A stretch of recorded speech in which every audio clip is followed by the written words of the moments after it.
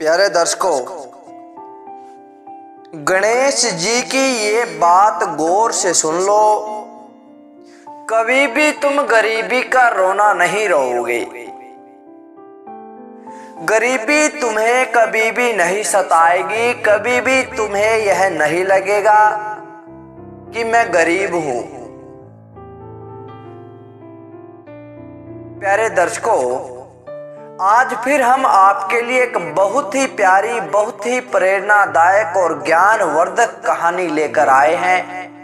भगवान गणेश जी की इस बात को सुनोगे और अपने परिवार वालों को सुनाओगे तो आने वाली 7 पीढ़ियों तक आपके परिवार में कोई भी गरीब नहीं रहेगा।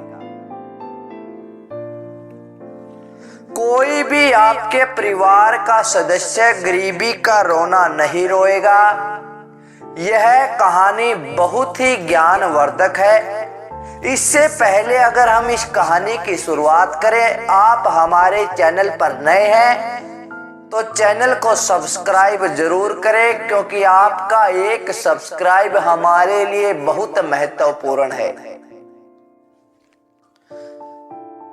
और इस कहानी को अंत तक जरूर सुने ताकि आपको पूर्ण ज्ञान की प्राप्ति हो, क्योंकि अधूरा ज्ञान हमेशा दुखदाई होता है। जब तक आपको किसी बात का पूरा पता न चले तब तक आप उस बात का फायदा नहीं उठा सकते। प्यारे दर्शकों, आइए शुरू करते हैं आज की बहुत ही ज्ञानवर्धक और प्रेरणादायक यह कहानी। एक समय की बात है, भगवान गणेश बैठे हुए थे। उनकी पत्नी रिद्धि और सिद्धि उनके पास आती हैं और कहने लगती हैं, प्रभु हम इन दुनिया वालों से बड़ी तंग आ गई हैं। दुनिया वालों की मांग ही नहीं मिटती। ये संसारी जीव हर समय कुछ न कुछ मांगता रहता है। यहां तक कि इनको जितना भी दे दो ये गरीबी का रोना रोते रहते हैं कि हमारे पास तो कुछ भी नहीं है, हम क्या करें। हम तो देकर थक जाते हैं, किंतु ये अपनी हरकतों से बाज नहीं आते। इतनी बात जब भगवान गणेश जी ने सुनी तो उन्होंने निर्णय लिया कि मैं जाकर अपने भक्तों को जरूर समझाऊंगा जो गरीबी का रोना रोते हैं। गणेश जी ने साधु का रूप धारण कर लिया और पृथ्वी लोक पर चले आए।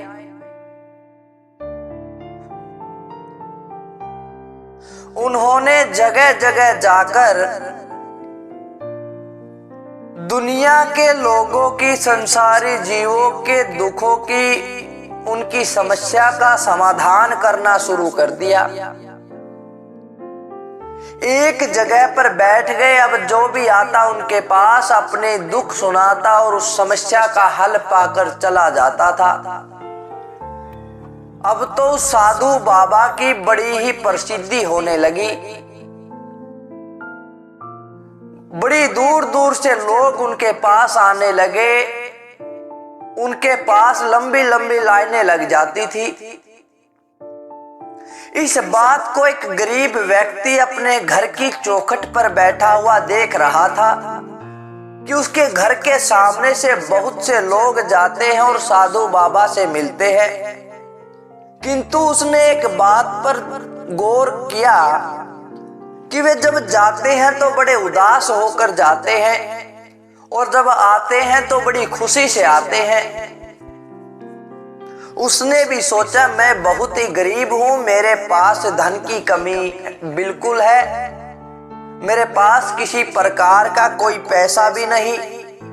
मैं भी उनके पास जाऊं और अपनी समस्या का समाधान करके आऊंगा। इसी बात को सोचते हुए वह भी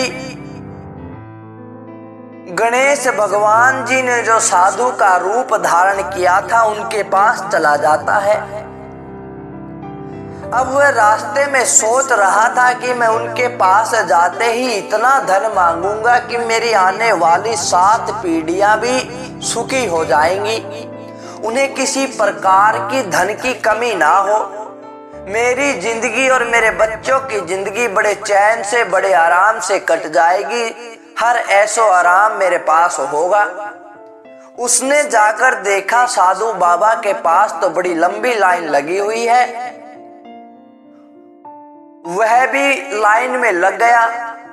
उसने देखा कि साधु बाबा के पास एक एक करके लोग जा रहे हैं और साधु बाबा बड़े प्यार से उनकी समस्या का समाधान कर रहे हैं।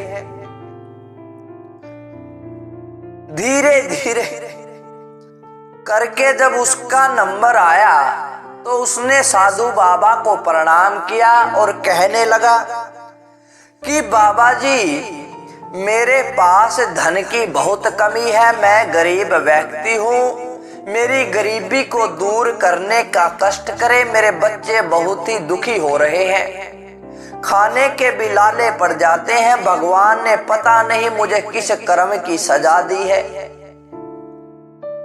इतनी बात सुनते ही साधु बाबा ने कहा कि बेटा,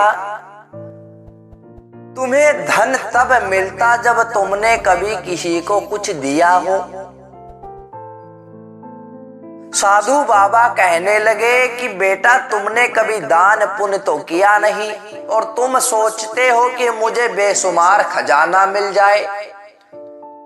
तुम्हारे पाप कर्मों के कारण तुम्हें यह गरीबी मिली है और तुम कहते हो कि मेरे पास कुछ देने के लिए नहीं है।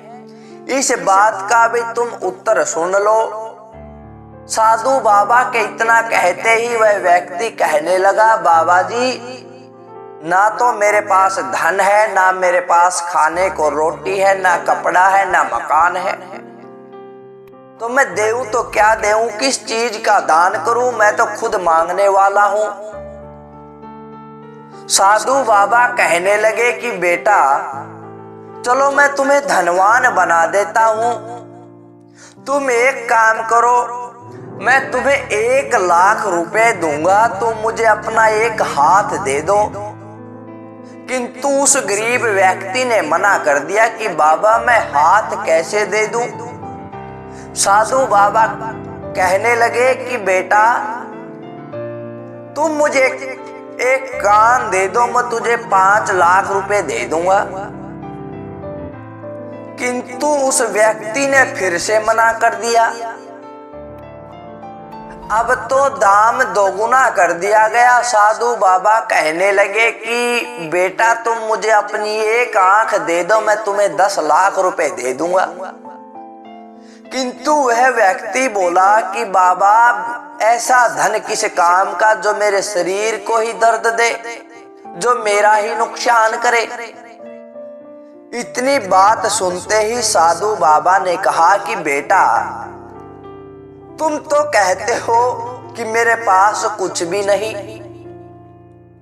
तुम्हारा एक हाथ लाख रुपए से कीमती है, एक कान 5 लाख से भी कीमती है, एक आंख तुम्हारी 10 लाख रुपए की कीमती है। जब तुम्हारे ये 3 अंग इतने रुपए के हो गए तो तुम्हारा बचा हुआ शरीर कितने लाखों करोड़ों रुपए का होगा। और तुम तो कह रहे हो कि मैं गरीब हूं। भगवान ने 2 आंखें दी है, 2 हाथ दिए हैं, 2 कान दिए हैं, 2 पैर दिए हैं, आप इनसे दान पुण्य करते चलो।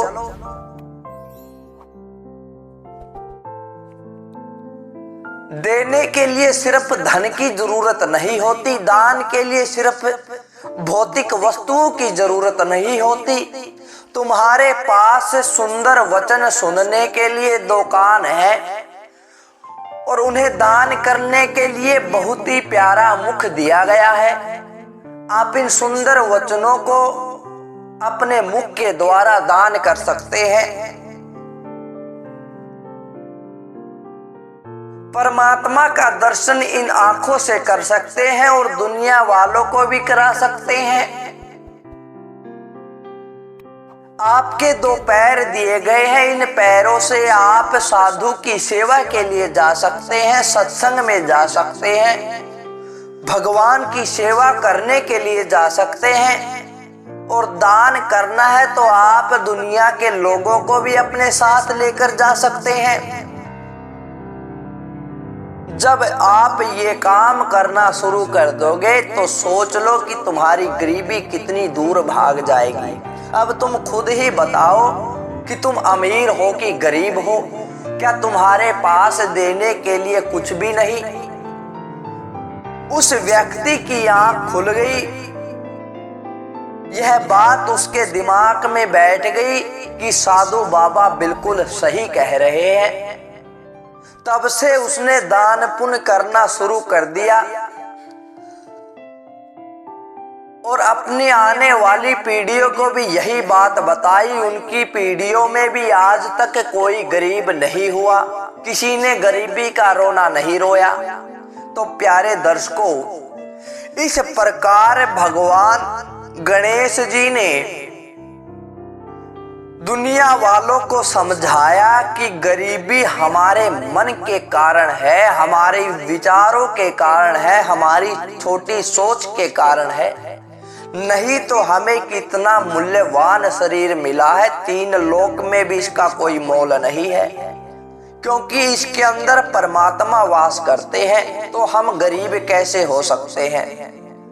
तो प्यारे दर्शकों, आप भी समझ गए होंगे कि गरीबी हमें मिली है, ये हमारे विचार हैं, यही हमारी सोच है कि हम गरीब हैं। अगर हम आध्यात्मिक दृष्टि से देखें तो हम जैसी मूल्यवान कोई चीज इस दुनिया में नहीं है। तो प्यारे दर्शकों, इस बात को, इस कहानी को अपने बच्चों को भी जरूर सुनाएं, ताकि वे भी इस बात को समझकर नेक कार्य करने लग जाएं, उनके अंदर संतुष्टि का धन पैदा हो जाए। तो प्यारे दर्शकों, यह थी आज की कहानी। अच्छी लगी तो लाइक करें, शेयर करें और कमेंट के द्वारा हमें जरूर बताएं। धन्यवाद दोस्तों।